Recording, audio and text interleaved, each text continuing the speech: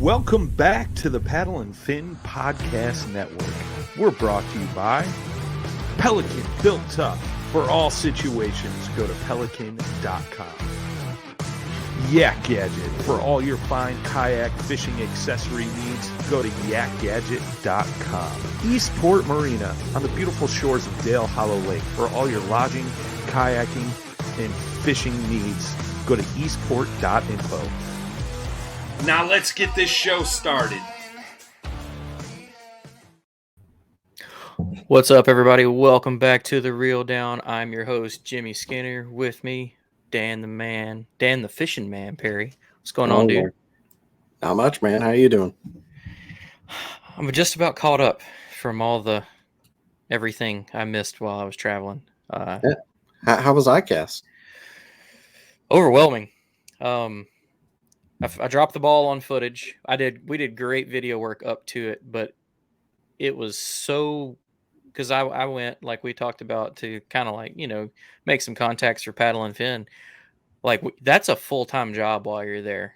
Like, you'd spend anywhere from 15 minutes kind of at minimum to an hour with someone if you coordinate what they wanted to talk about. Yeah. So the whole filming thing in that just kind of wasn't worth it. But Armando was there doing some filming, so I didn't really care. But overwhelming.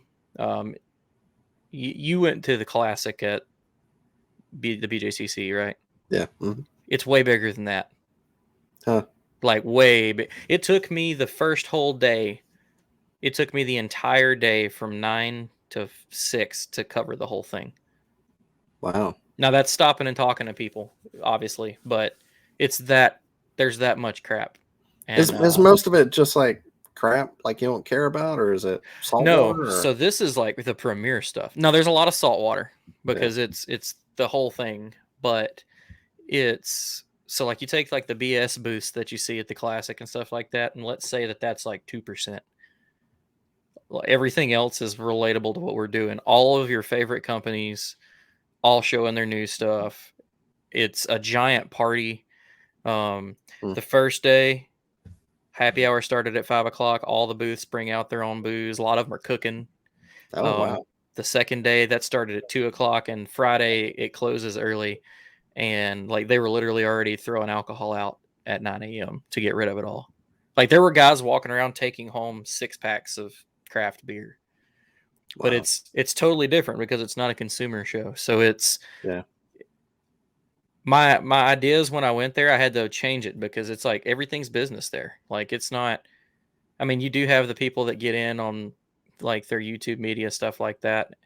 It's not as, I would say, serious, kind of laid back. But for the most part, like if you're trying to make a contact with some of these big companies and they don't know who you are, they don't really have time for you. Like they're looking to talk to, like Ike Nelly's there, re-signing a contract, and this guy's bringing your or this guy's having a meeting with you to bring your product in his store for $100,000 a year. So it's kind of hard to fit yourself in, but it's cool. Well, we were supposed to do me, Brad, and the guys were supposed to do a recap show, and then I wanted to talk to you about it afterwards too. But I'm sure you'll hear all about it on all of our stuff because it was intense.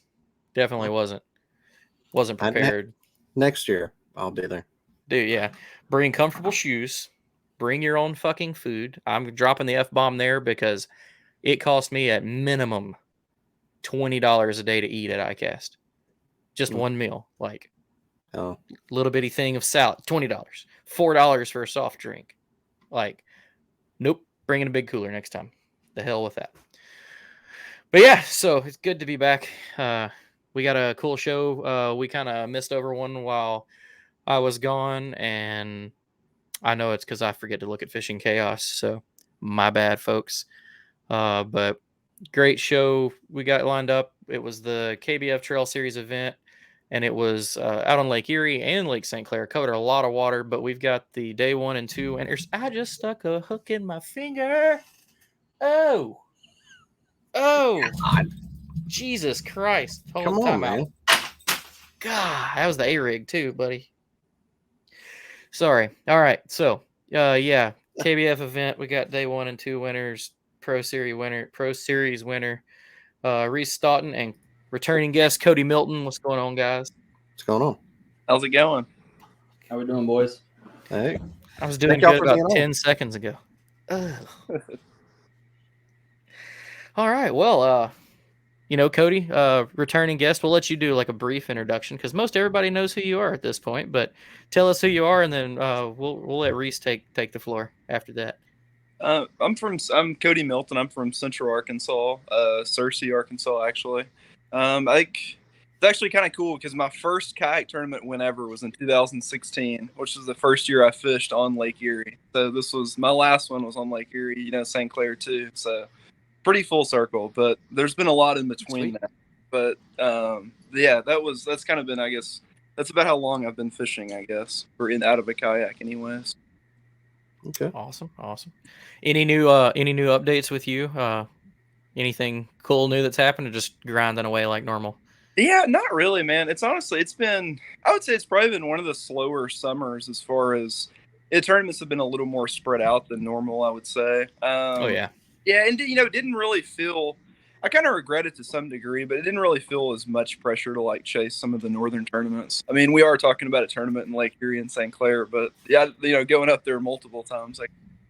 But yeah, no, it's been a good, comfortable year for sure.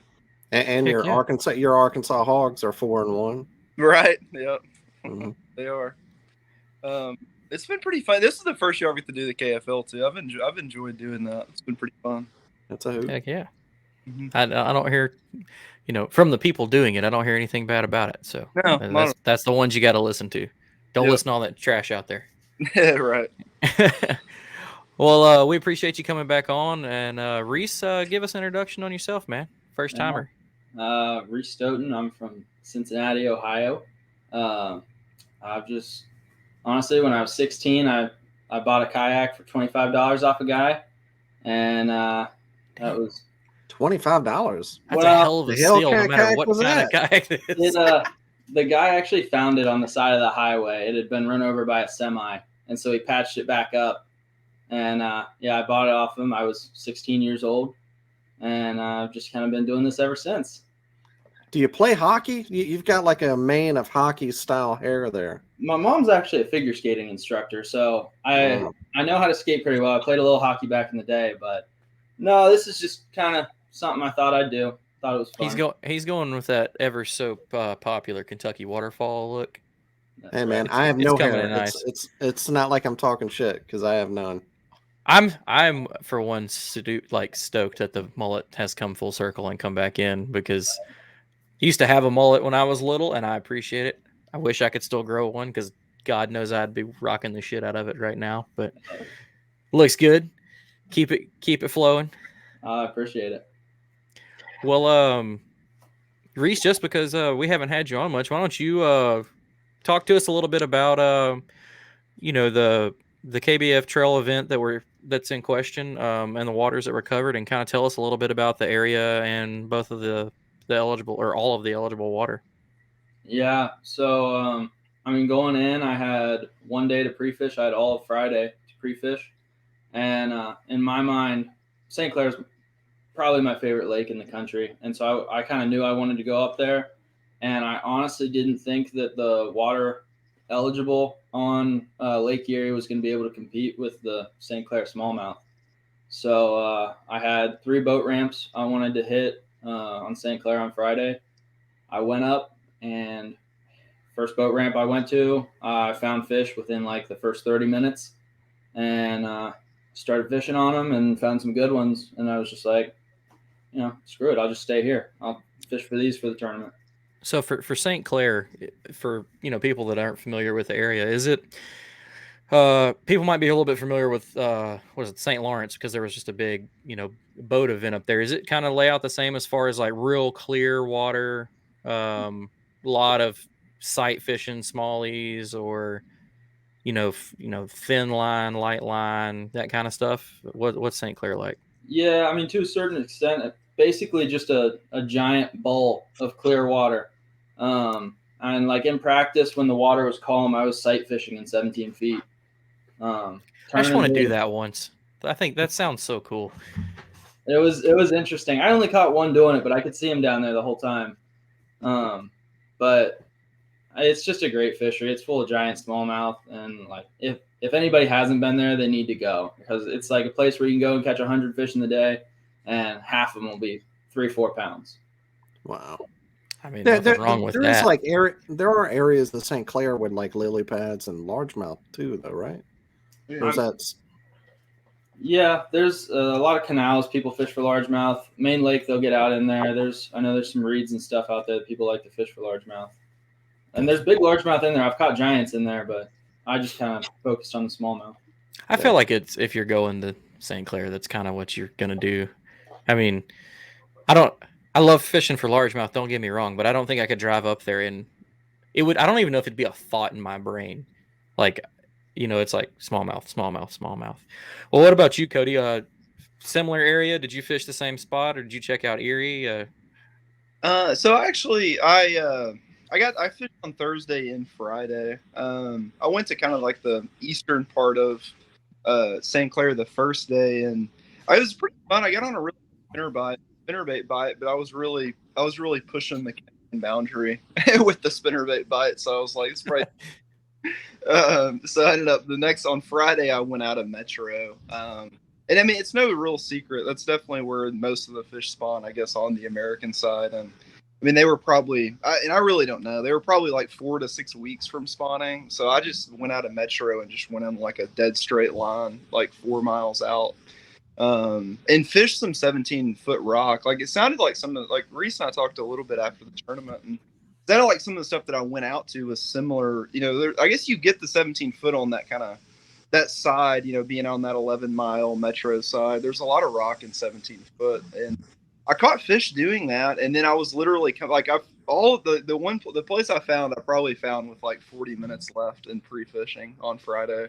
I was strolling back, like could just about see the boat ramp, like 2.5 miles from shore, and just started catching them. Like I was just trolling a crankbait, and then I caught like 2 in a row and didn't think much about the first one, and then kind of thought something about the second one, and like circled back and started catching them pretty good. Yeah, 1's luck and 2's a pattern. Yeah, that was the theory. The fault that I have with that is there is no third, so that blows the whole theory right out of the window normally. So how far into Erie could you fish? Like that Palele Island and put in Bay and all that? You could. Reece is probably a little more familiar with than me. I think you could get to like 2 of the islands, but I don't think you could get to the 2 big ones, really. Could you, Reece? Yeah, you couldn't get to the 2 big islands. I think that's a big reason why I went to St. Clair, because if you can't get all the way out to where I thought the smallmouth would be on Erie, I didn't really think there was a point in going. Yeah. And Gotcha. How far out is that? Just for reference. I think it was like a mile, maybe a mile and a half, 2 miles. we could only go 2 miles into Erie, I think it was. Okay. But to get to those islands, you either need to take a ferry or go like 4.5 miles. Jesus. Yeah, but the only other thing, like I had some experience on the west end of Erie, but it was like 2010 probably. But the only other thing I thought was possible was like the largemouth on the west side of Lake Erie, and I think that was other than like that probably was leaderboard. There we go. There's For all of there. our YouTube folks, they're getting to see a really cool map of the area right now. A lot of water. Dude, Wow. that's just intimidating to look at. Yeah, That is real. so much water. One of the first I ever pedaled out to those islands on Lake Erie, I had a snake follow me for like 2 miles. I think I was like structure around, but I was pedaling out there and that thing followed me for an hour probably. He was just hoping you'd stop so he could catch a ride. Like he was done. It's like I've been trying to get to them islands for years. Finally, I'm gonna get out there. Oh, well, that's cool. So big clear water, tons of water to break down. Sounds like Reece figured his out pretty quick, and you figured yours out right there at the end. Which, I mean, hell yeah, because it worked out. Obviously, you're here talking about it. So let's go. Reece kind of hit on his pre-fishing. Just a little more detail to yours. Was it like trolling around with the crankbait kind of your plan, or did the weather change up on you? Just anything kind of affect you? So that last day, the weather changed a lot, and first day, I mean, I think Reese would agree. Like in the morning, it was pretty sporty out there. Like, I mean, there's probably like 3-footers out there maybe, and then it really laid down the first day. So it was like, I would say the weather really changed probably 3 times the first day and like 4 or 5 times the last day. And it was like the bites would kind of come and go for me with either, you know, kind of with the wind getting up or with the wind laying down. The coolest thing that ever happened to me, probably like, I don't know, I feel like 2 of the coolest like bites I've ever had in my life were all smallmouth, but one of them was on Sunday. It was right before we had a storm come in, like late in the afternoon, kind of mid-afternoon. You could tell the rain was coming and the wind laid down completely. And I started standing up and you could see pairs of like 4 and 5 smallmouth in 13 foot of water, but they were only like 6 or 8 mayflies. And they wouldn't go back down. Like they would sip a mayfly and they would just cruise. Like it was the wildest thing. So it was like that kind of saved me. 2 of my fish the last day, like I saw them, casted to them, and watched it. It was pretty cool. Seeing that kind of stuff would just makes me like I've talked about it before with some guys, and I know some northern guys that do it, but I'd probably like have to keep like a fly rod with me. It would have been, yeah, that would have been funny. I mean, we've had our butts kicked on Gunnersville by a guy in a float tube with a fly rod, so I know that it'll play out there. Yeah. But well, that's awesome. So Reese, let's see. Let me pull the numbers back up real quick. Again, I got it on my phone because me and Fishing Chaos on the computer do not agree.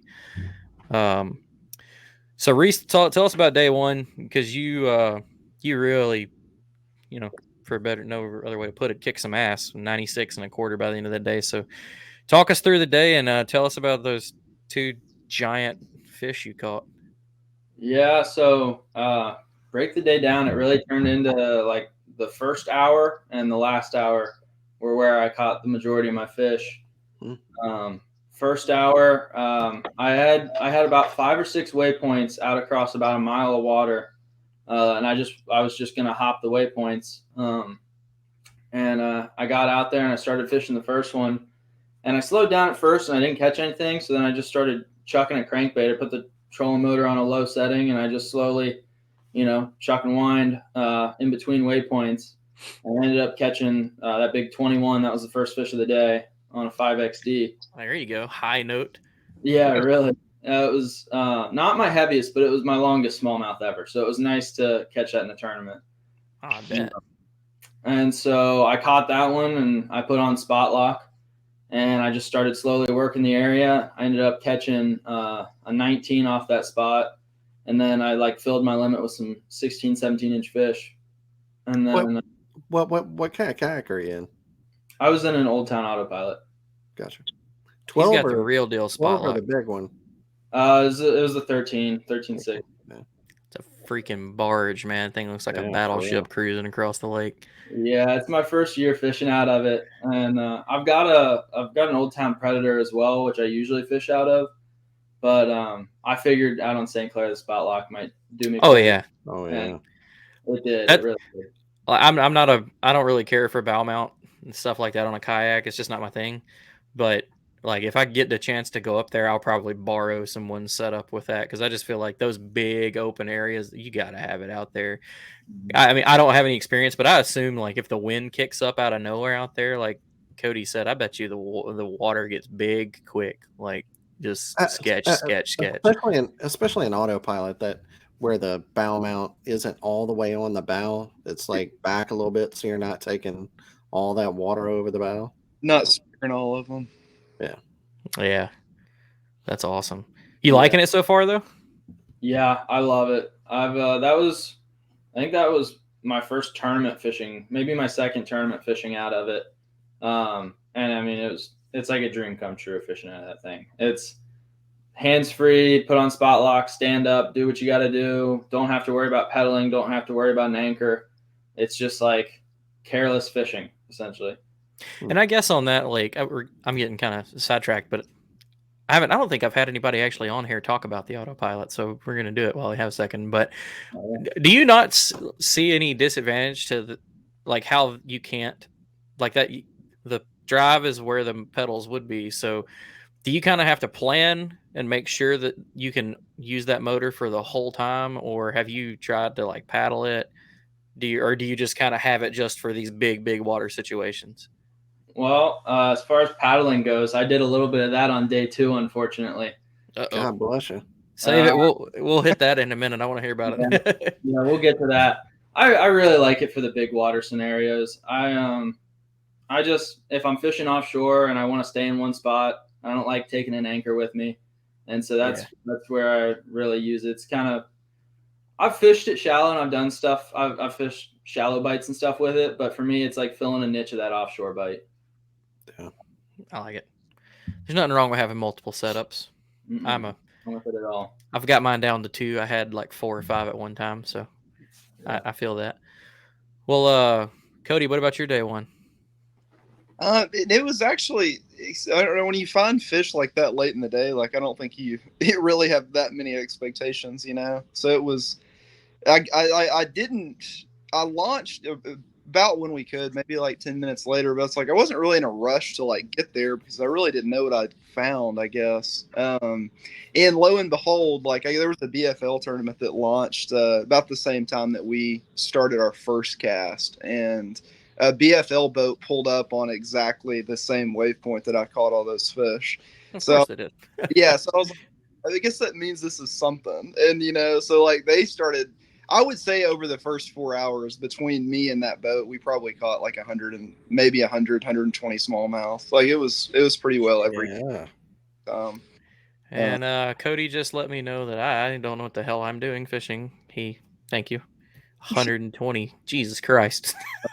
It was kind of because they were fishing. He actually came back out the second day, and he ended up like he was like, "How'd you do?" And I was like, "Man, I was in like third or so after the first day," and he just left. They were actually really nice guys. That's cool. Yeah, but they were dragging, like they were throwing drop shots and something else, and I was really getting a lot bigger fish than they were, throwing jerk baits and crankbaits around them. Why do you think that is? Just a reaction bite? They didn't want to eat?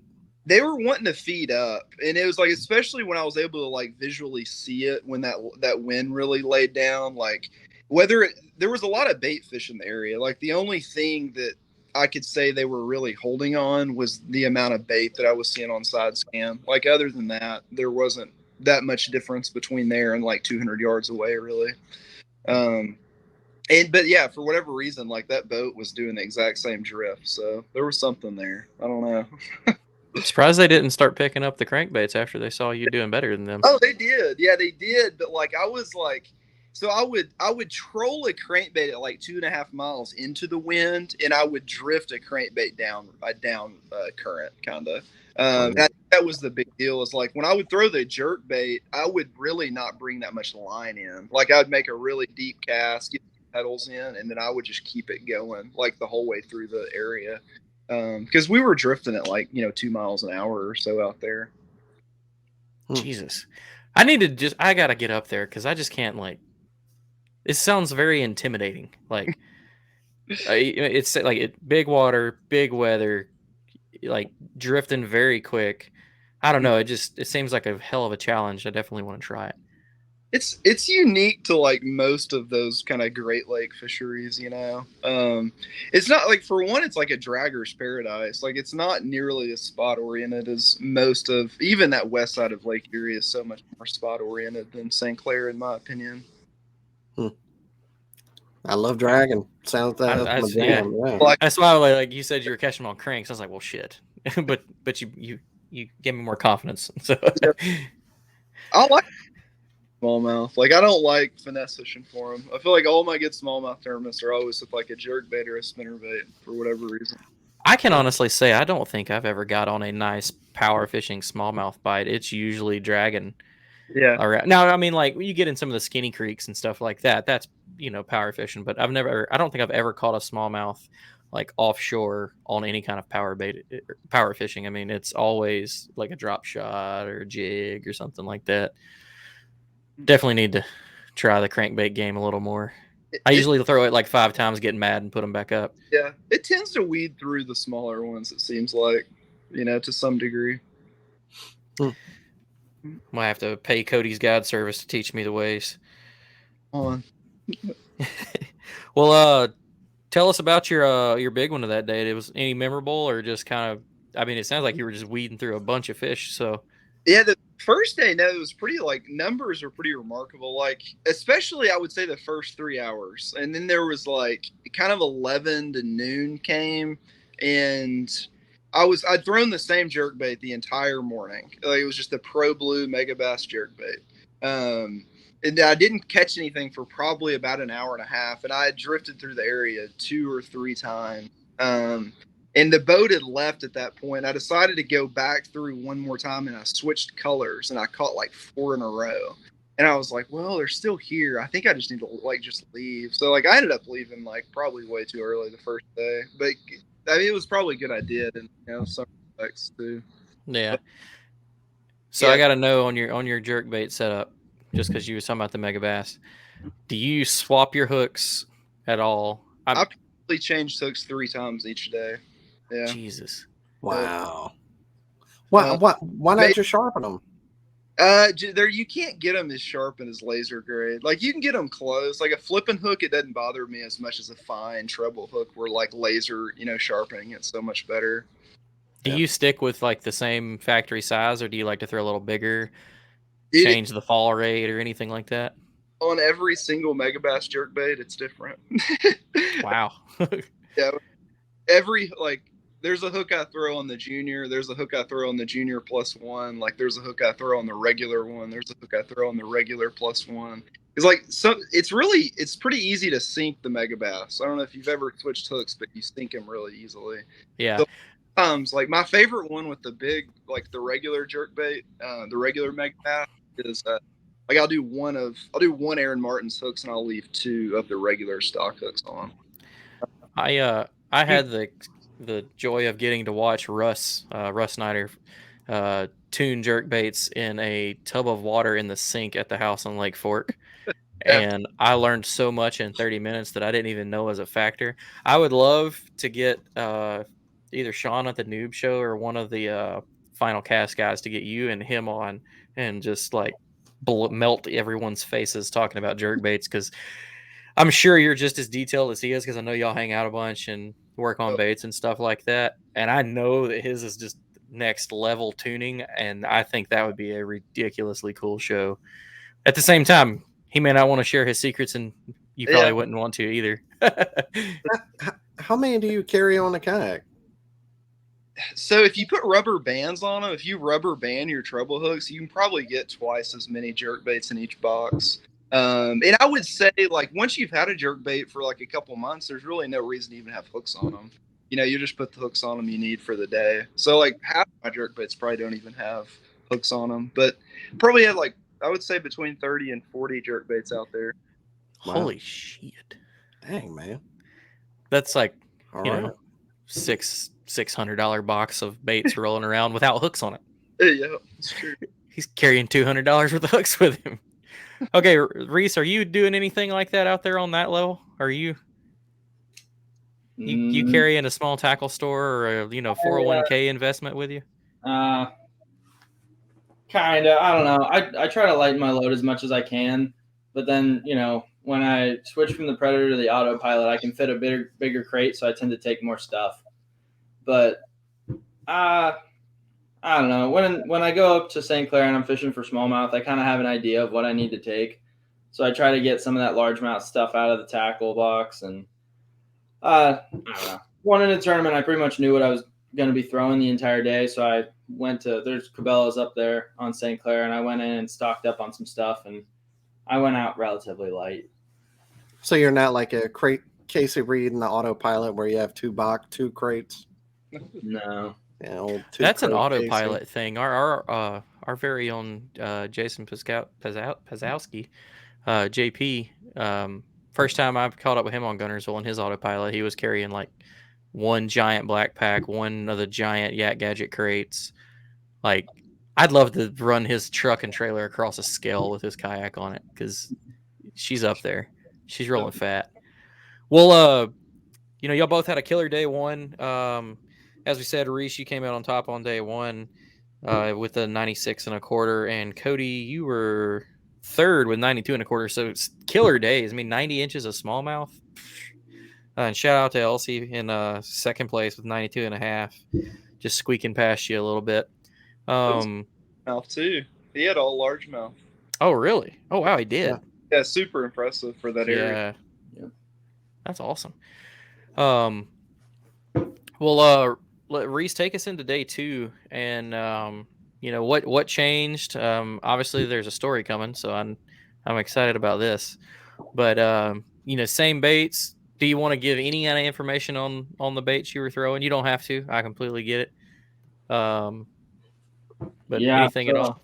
I mean, both days I caught all my fish on a 5XD and Strike King coffee tube and Goby color. The 5XD, in practice, I was catching them on root beer color, and then I lost that one to like a 5-pounder, broke me off.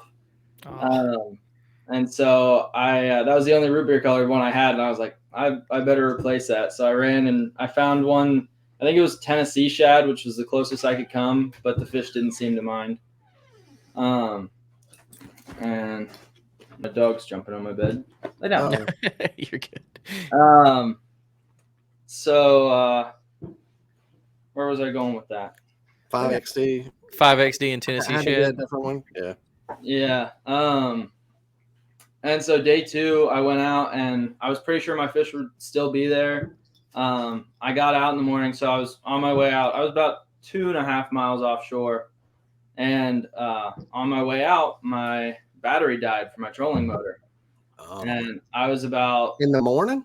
Yeah. So I had the people at Cabela's charge it because I camp in my minivan when I go to tournaments, so I didn't really have anywhere to charge it, and so they were nice enough to do that for me Friday and then Saturday night.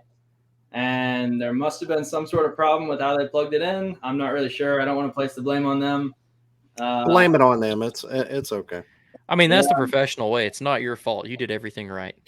Right. Well, either way, I went out and, probably a 1/4 mile from my spot, my battery dies, and I no longer have a trolling motor. I have an autopilot that I have to paddle. Oh God. God, dog. Yeah, so I made it out to my spot, and the wind was kind of blowing, so it was not the most fun paddle of my life. And fishing hadn't even started yet. I think fishing started as I started paddling, and so I make it out to my spot, and I was like, I can't stay in one area, so I just had to drift, and so I started drifting a tube, and I caught a 1975 right off the bat, and then were you drifting back or drifting out? I was drifting back. Oh, well, that's good at least. Yeah, I was fixed to say if it's the other way. Oh, yeah. So I caught a 1975 and a 17.5 really quick. And I was like, that's good. The fish are at least here. And then I made one more drift, and I was just dying. And I was like, I got to figure something out. I texted like 3 or 4 different people that I knew were in my area and asked if they had an extra battery. Nobody did. And so I got on Google, and I was like, where's the nearest AutoZone? I got to go buy a new battery. And so at around 8:30, I paddled back to launch, loaded up the kayak, and I ran over to AutoZone, picked up a little battery, and headed back out. And commitment. By the time I got back out, the fish just weren't biting how they were in the beginning of the day in the morning. And so I was able to I lost a giant right off the bat, and then I was able to pick up a limit of like 16 inches, and I just couldn't call up from there. That was pretty much it. 85. I mean, it's still a great day. It wasn't like I mean, like I said a second ago, the commitment, man. You toughed it out, and you still put together a solid limit. I think you were I just lost 8th place, was it? Yeah. Yeah, I mean top 10 with all those problems. You left, went and bought a battery, and came back. I mean, I think I've only heard of one other, kind of crazy story like that. I think it was at the Logan Martin Bassmaster a couple of years ago. A guy dropped his phone in the water, paddled up on the bank, ran across the street to a Dollar General and bought a burner phone. Like, some of y'all are just built different. So, but shout out for making it work, dude. That's killer. 7th, not 8th. That was my fault. But you ended up with 85 1/4, which is slamming. Yeah, I actually Uh, caught another AutoZone, holler at your boy. Give him a sponsorship here. There you go. Yeah, Get in the zone. I caught another 16 and a half right at the very end of the day, and I put it on the board, and I saw he was 3 inches ahead of me in the Pro Series, 3 or 4 inches ahead of me in the Pro Series, and I had like a 15 and a half I had to call, and I said, that's just not good enough, and I tossed it back and kept fishing with like 4 minutes left. No way. It would have given me a little bit of breathing room from Mike, but I was, if you're in it to win, you're in it to win, so I tossed it back and kept fishing. That's, I mean, bold moves, bold strategy. It didn't pay off, but it didn't hurt me either. I ended up still taking second. Yeah, no, and I mean, I've had those thoughts before Right. too. Like, I fished against one of Dan's good buddies, Chuck, and like I just quit. I knew I had second place locked in, but he had caught a freak fish, and every time I caught a decent fish, I was like, well, I'm not getting any further ahead. This because I was fishing with the guy behind me. I knew he wasn't gonna, he wasn't doing anything, so I was just throwing him back. Like, this thing's not 22 inches long. I don't care. So I understand the mentality, because sometimes, I mean, you're right. It's like, it's not going to hurt you, obviously not going to help you. So, well, Cody, let me know on yours, man. How was day 2 for you? More of the same? Yeah, I mean, it started similar, minus like I had a little more water to myself. The boat, with the boat not being there, like I didn't really have to do circles around them as much. Like I could do more zigzags, which I thought would help, but I don't think I caught a fish. I don't think I caught a fish over 18 inches until like almost 8:30 or something that day. They were just like all 16 inches. Like it seemed like everything had shrunk 2 inches. Like the amount of 7 like turned into 15s, like turned into 16s, and I was like, this is kind of odd. And I mean, I think I still got stuck with maybe a 17 or 2 that second day, but I got 2 bigger fish than I'd caught, at all the first day. And I sight cast one of those, and I sight casted the other 18. Like if it wouldn't have been for that period of time where just went dead calm and I could literally see schooling, I don't think I would have probably caught some of the fish I caught. But yeah, it was pretty wild. I didn't have a spook with me, but I feel like if I would have had a spook with me, I would have done a little damage with it. Yeah. 82 jerk baits and no spook. Yeah, no spook. Yeah. I don't think I had any. I think I had all fluorocarbon. That was my other issue. Yeah. That's it's crazy to think about, because you said it, you were in the same area as day 1. For you and that boat to go through as many fish as y'all did, and then to still have the quality there, just talks about like what kind of badass fishery that is, man. And like, did you ever have a thought on day 1 that y'all were burning through too many fish, or like with your experience being out there, you knew you could do that? Not really. I mean, because honestly, man, I haven't fished.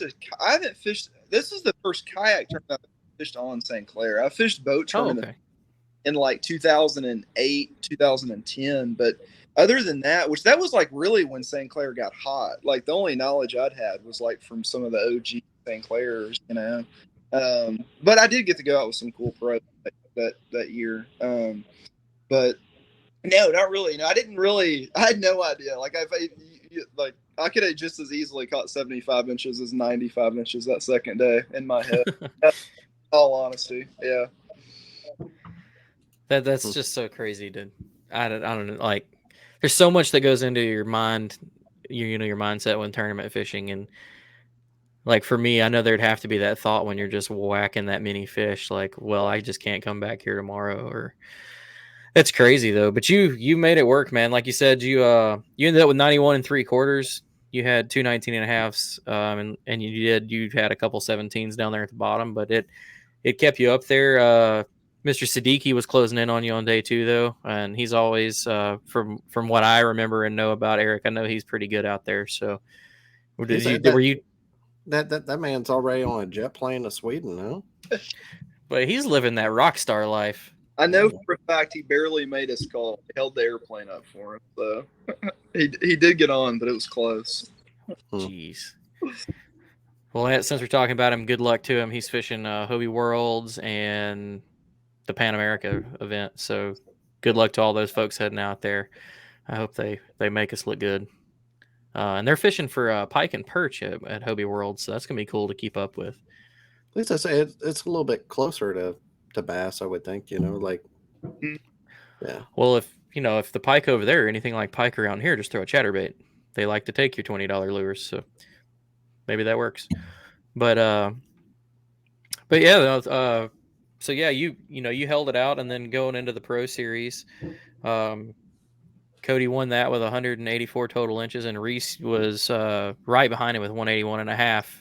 Do you think, Reece, that, I mean, it's kind of obvious, but do you think if you hadn't had boat troubles, you could have probably made Cody sweat a little bit? I don't like to think about it. The first hour was by far the best, so I bet he could have. You just gotta not think about those things, and this is my first national win, and so I just gotta take what I got and be happy with it. And I'm like ecstatic. And second, the Pro Series is just a little icing on top.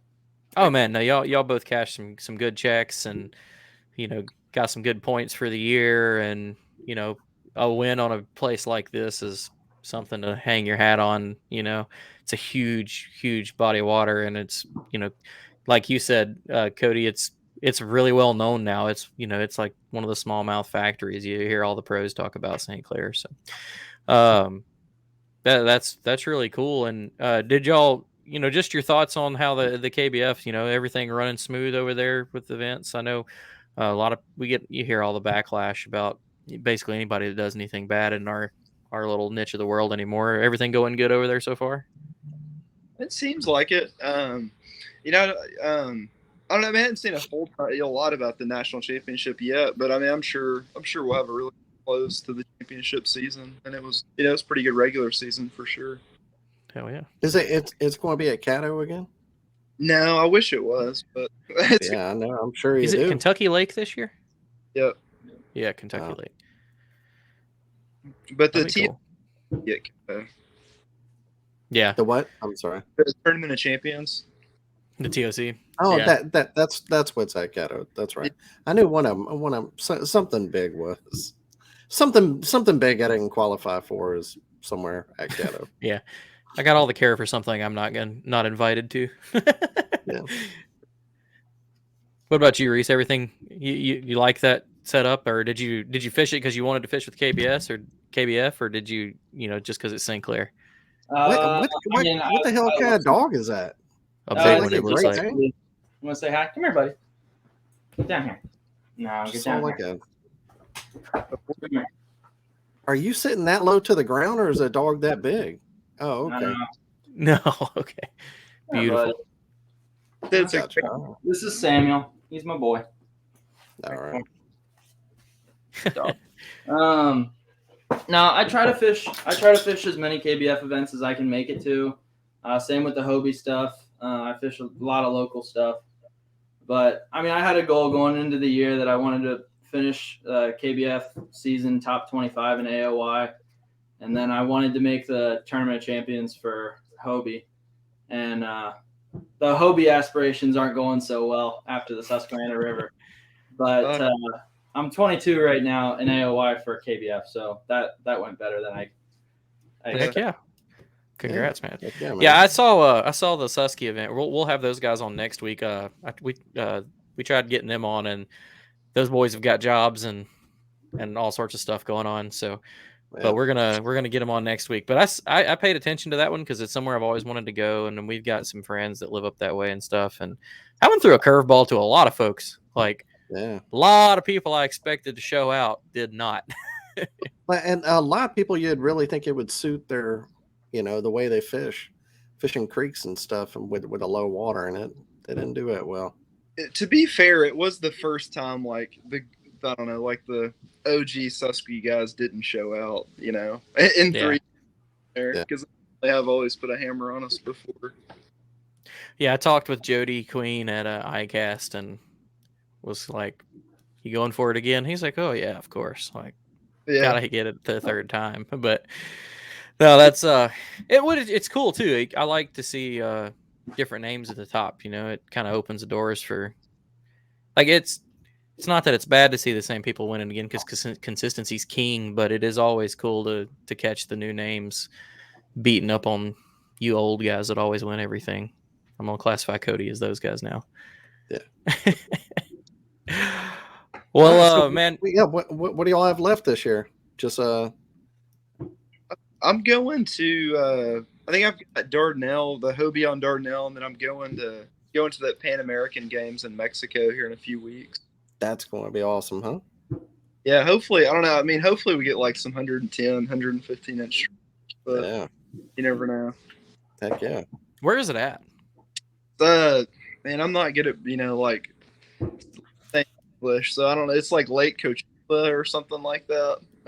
It's about 90 miles down the border.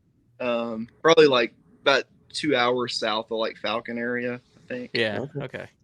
I know there's a stretch, like you said, Sorry. within that 2 hour range that's got some killer lakes. Because they always talk about it, some of the sketchiest areas, but the best fishing. Because it's like you're close enough to the border where the bad things are going on, but Yeah. you're in like hella good kayak waters Yep. or bass waters. But what about you, Reese? What other events you got lined up? I've just got KBF National Championship, Dardanelle for the Hobie. Other than that, just local stuff for the most part. And I try to finish out the year. I fished the Buckeye Kayak Fishing Trail, so Oh, sweet. I'm in third right now for AOY. So going to try to finish that out, try to get up there, but that's pretty much it.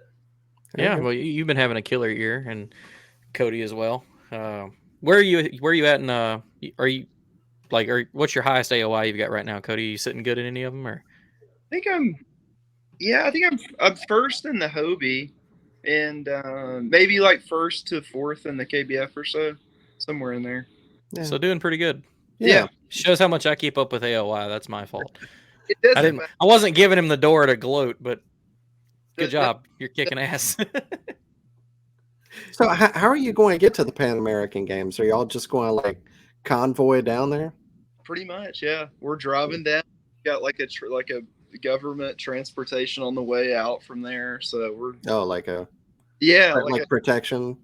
Somewhere from someone from the Mexican government. So the bass boat guys have been down there before. So Yeah. real danger. They're going down there like celebrity status. Like they got armed guards and shit. This is cool. Awesome. But we'll see. I was hoping to see the van going down there, bro. Like I want to. You'll Oh, see. so you are going there? Yeah, okay, cool. It'll be in the convoy. That's awesome. Well, we appreciate you coming on, and another cool story. Sorry we didn't get y'all on sooner, but it was still a great show. A lot of information. Y'all both had killer tournament. As always, this is the part of the show where we like to give everybody a chance to shout out their sponsors and anybody that makes it easier for you. So, Reese, why don't you go first? Tell us about who helps you. It's Little Miami Outfitters, Protus Rods. That'd be the only one at the moment. I'm telling you, we're going to drop a plug. I'm going to tag AutoZone in this post. Do that, yeah. That'll help me out. That'd be a hell of a man. sponsor too. Yeah. No kidding. Oh, they got money. Yeah. You can take care of my entry fees next year. I appreciate y'all. Well, one of my good friends, he was an architect for him. He would. I feel like architect for AutoZone must be easy because every one of them looks exactly the same. Yeah, that's I never A square understood what box. he did. Yeah, that's what he said he did. He clicked copy paste Yeah. to the blueprint boards. It's like being an architect for Waffle House. They're all the same. Yeah, and have been for the last 30 years. And, They're easy literally money. building a brand new one 2 miles from my house right now. They just built a new Publix right next to it that's all like state of the art. Never seen a Publix like it. I was like, well, cool. Maybe our Waffle House will be like fancy. No. And the food will probably suck until like 2 years in. So gotta get all that grease built up, Yeah. All right, Cody, how about you? Start off with that driving billboard of the van you drive. Yeah, Fish USA has helped me out for several years now, and hopefully all will to some degree. And Dakota TM in Newport Vessels, that was a new one for me this year. I've loved the NK 180. Yeah. And I would say I've mainly been running the 24 volt single pack Dakota Lithium. And I can do 16 to 17 miles on it pretty easily. If I put 200 amp hours on there, I can do closer to like 34 to 40 miles. So Yeah, they told Brian that he could see 40 miles out of the two 12-100s, and I was like, the most Jesus. Champlain, but I still had quite a bit of yeah, but it's pretty like, I mean, it's pretty much the options are endless at that point. And Dobbins rods, the probably the happiest I've ever been across the board with like the rods that I've used has been within the last year and a half of being with Dobbins. Probably the most action specific rods I've ever used, and I've used Amen. unbelievable amount of rods. You get in their composite blanks and their composite glass blank rods. It's like a whole nother ballpark. It's for chatterbaits, top waters, crankbaits, spinner baits, anything. When you get into their Champion Series rods, like there's literally a rod for everything, and they're fantastic. And Gary's been doing this since the 70s. I mean, he was kicking butt in California in the 80s. And I mean, that whole scene out there was unbelievable during that time. But yeah, so I would definitely check out a 705 CB glass. It's like the perfect crankbait, perfect jerkbait rod. 705 CB 736. I could go on. I love those rods, man. They're so good. 36 CB glass on your chatterbait. I tried. I don't know if I just don't swing hard enough. I can't do the chatterbait with that rod, but I started throwing big crankbaits on it, and I really liked it for big cranks. Everybody said it was a chatterbait rod, but I like a little stiffer. I think most of the people, I don't know, two of the guys I know that really like it at Dobbins, they both throw it on braid to fluoro with it. So that could be part of it. Yeah, and that's like I'm braid to fluoro on everything except when I throw chatterbaits. I throw chatterbaits straight. I've thought about trying that because I don't, like I said earlier, I don't throw cranks as much, so that extremely expensive rod sits on the shelf a lot of the time, and I really need to use it or trade it. But no, killer rods. It's cool. I didn't know you were fishing with Dobbins, or are you on the team? I am. Yeah, I had since that. It's been almost a little over a year now. Yep. That's cool. I never. Our team page is lacking, because there's so many of us. But it's cool. I didn't know we were teammates on that. But yeah, no, Gary's a great dude. Well, anybody else? Man, that's it. I think that's it. But yeah, I appreciate y'all for having us on. I always enjoy coming on y'all's show. Yeah, man. Thank you. Anytime. Yeah, and man. Good luck the rest of the year. Thank you. I appreciate it. I hope we're having you back on after this that Pan America, and I hope we see Reece back on after Dardanelle. I'll do my best. Never been there before. Gonna go give it hell. This has been the year I've heard of more people like first time to a location winning events. So you've got that in your favor. So I think you got it. We'll see how it goes. I'm gonna go ahead and put money on it. I'm gonna make an early bet. So Reece is a guy. All right, guys. Well, we appreciate your time. We'll let you get out of here. I know it's late for some of y'all, so I'm sure we'll see y'all again. But thank you so much. Awesome. Thanks for having us. Thank y'all. Y'all have a good night. You too. Peace. All right, man. I want to go up there.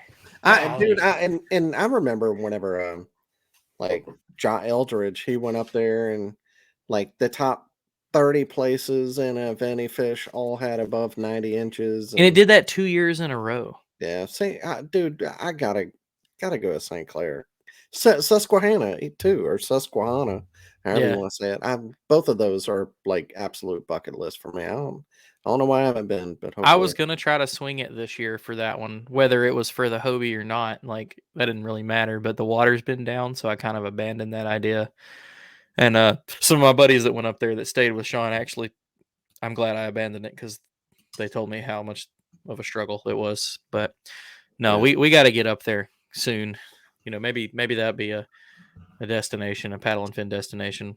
Go up and bang on St. Clair some. Yeah, for sure. Well, all right. So get to the tourney recap section of the show. Didn't have too many. We'll start with the one that everybody was paying attention to, which was the Hobie BOS series on the Susky.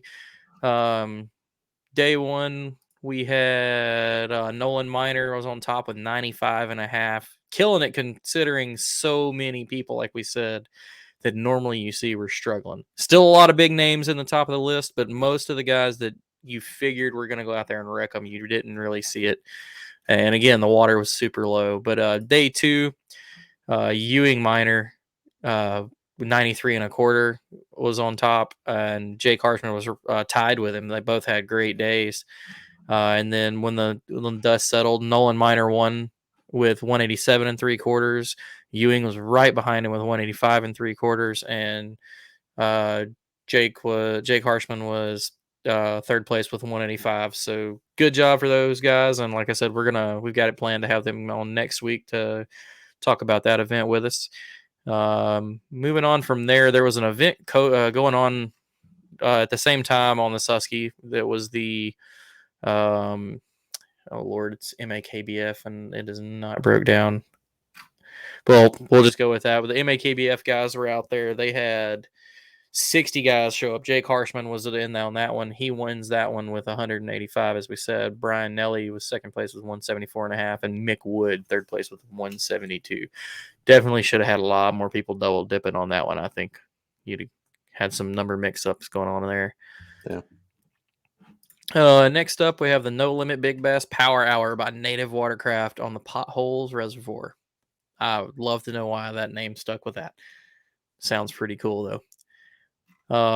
I didn't get any of the hourly winner information. I don't know if you just can't do that on TourneyX or if it's not set up, but it is a kind of an MLF style. So Kyle Zimke took that win with 261 total inches. And this is a one-day thing, so and he had a bunch of great fish. I mean, his 5-fish stringer was in the 90s, or no, it's probably right at 90. And then Sitha Mayo with 176.5, so giant split between first and second place. And third place was Kevin Frank with a 165 1/4. Got 2 left. The All-American Kayak Series on Wilson Lake. They had 35 anglers. 2-day event. First place, Tyler Alexander with 184. Second place, Matt Scusius with 180 3/4. And third place, Hayden Hall with 178.5. And going on from there, we had CSKS, Central State Kayak Series, also on Wilson Lake. And you had the same guys take that one. So they double dipped on that event. And Tyler again was first with 96 1/4. It was a one-day event. Second place was Matt Scusius with 92.5. Third place, Hayden Hall with 91 3/4. So congrats to those guys. Well, that's it, man. Not too many over the 25 mark that we like to stick to on our recap stuff, but yeah, it's been really, really down over the last month, I guess, but yeah, the tournament scene's kind of been slow in a lull, which it's kind of been the same way with some of the pro circuit stuff too. It's just that there's a lot of traveling and vacation and people ending their summers and stuff like that. So, but it'll pick back up for a little bit going down into the later part of the year. We'll have the big championships, the last of the trail events, local stuff, the same thing. I know a lot of the locals are rolling down. What you got there? Oh, Parvasenko. Play with it. Yeah. That's how all these end up on the mic, is I play with them and then I just end up like, no. But, which I'm rethinking that now after I shoved that hook in my pinky finger. But, yeah, man, great show. Always good to talk to Cody. It was great to meet Reece. Good to be back. We're both on at the same time, which we've been all over the place lately. We've both been busy, and you were covering while I was gone and working, but we're back finally. So yeah, maybe it sticks this way for a minute. Yeah. And next week, hopefully, we'll have the brothers Ewing here from the Hobie. That's a plan, at least right now, but we'll see. Hopefully, that'll work out. Yeah. Yeah. Well, all right. Well, anything else, Dano? No, man. That's it. That's all I got. Right. My kid's 6 today. Woo! 6! Make you feel old yet? Oh, dude, I felt old before he was born, man. I'm getting up there. Oh, man. Well, it was a great show, everybody. We thank you again, as always. If you don't already, go click the subscribe button on our YouTube. Check us out on all the podcast stuff. Check on your fantasy stuff. Just keep up with us any way you can. Give me and Dano both follow. Help Dano's YouTube out over there. You hit any new milestone numbers yet? Like 159. I got a new one today. So every day I get a new sub. It's like, yes. Daniel Perry Fishing. One day I'll hit 200. I'll have 200 videos before I hit 200 subscribers.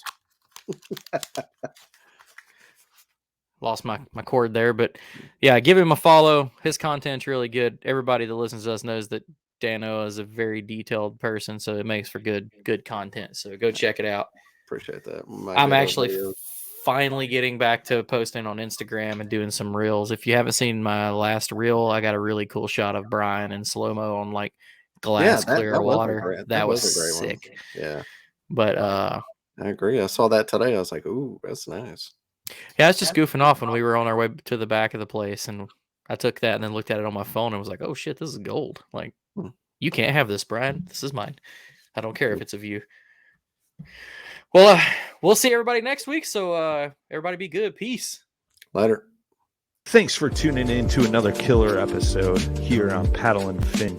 Be sure to drop a 5-star rating, a thumbs up, or smash that subscribe button on any platform you're listening in on. Be sure to check us out on Waypoint TV, waypointtv.com. Make sure you sign up for the Fantasy Kayak Fishing League at paddleandfin.com/fantasy. You could support this show through Patreon, patreon.com/paddleandfin. Don't forget to check out the website, paddleandfin.com. Catch us on YouTube. If you got a question, comment, or want to see a future guest on the show, be sure to email us at paddleandfin@gmail.com. Shout out to our show supporters, Yak Gadget. You can check out all the fine kayak accessories at yakgadget.com. Pelican Professional. For all your cases, coolers, and lighting needs, go to pelican.com. Rocktown Adventures, your Midwest premier paddle sports destination. Go to rocktownadventures.com. Eastport Marina, the beautiful destination on Dale Hollow Lake. If you're looking for lodging, kayaks, kayak accessories, or anything fishing related on the beautiful Dale Hollow Lake, go to eastport.info. And Jigmasters Jigs. When in doubt, get the jig out. Go to jigmasters.com and fill your tackle box.